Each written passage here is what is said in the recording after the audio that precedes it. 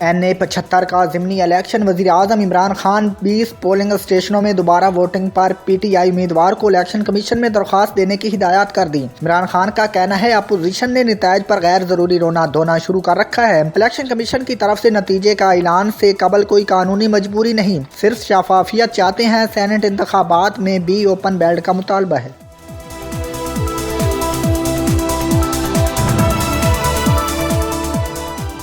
डस्का में कौमी असम्बली के हल्का 75 का ज़िमनी इंतखाबात नतीजा जारी किया जाए या नहीं, फैसला आज होगा। चीफ इलेक्शन कमीशन की सरबराही में 5 रुकनी बेंच में समाअत होगी। रिटर्निंग अफसर तहकीकाती रिपोर्ट से मुतल्लिक बयान देंगे। प्रिजाइडिंग अफसरान के मामले की भी जाँच होगी। राय के मुताबिक तहकीकाती रिपोर्ट में 20 प्रिजाइडिंग अफसरान के वोटों समेत गायब होने की तस्दीक हो गई।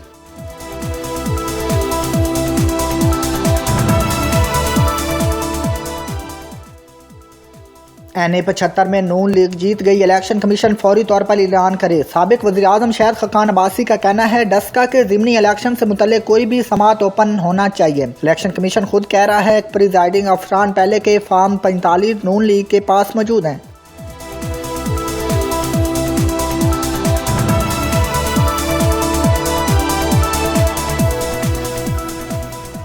वज़ीर-ए-आज़म का दौरा पेशावर। 14 MNA और 4 MP इजलास से गैर हाजिर। वजारत से फारिग किए गए सुल्तान मोहम्मद खान और लियाकत खटक की भी अदम शिरकत। इजलास में शरीक अरकान की ब्यूरोक्रेसी से मुतल्लिक शिकायत। कहा हल्के के काम महीनों दफातर में लटके रहते हैं। इमरान खान से गवर्नर शाह फरमान, वज़ीर आला महमूद खान और स्पीकर कौमी असम्बली असद कैसर ने भी मुलाकातें की।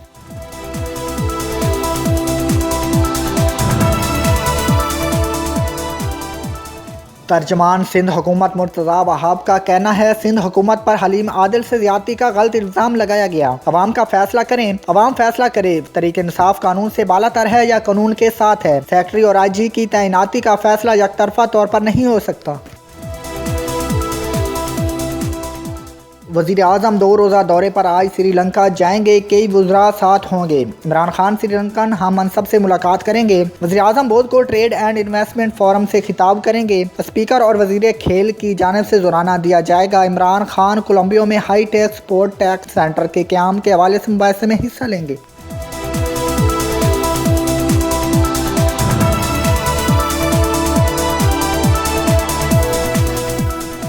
कतरी वज़ारत ख़ारजा के नुमाइंदा ख़ुसूसी डॉक्टर मतन बिन माजिद अल कतानी की GHQ आमन। ISPR के मुताबिक आर्मी चीफ जनरल कमर जवेद बाजवा से कतरी नुमाइंदा ख़ुसूसी की मुलाकात। DG ISPR लेफ्टिनेंट जनरल फैज़ हमीद भी मुलाकात में मौजूद थे। कतरी नुमाइंदा ने वज़ीर दाखिला और वज़ीर ख़ारजा से भी मुलाकातें की। अमन अमल पर तबादला ख्याल।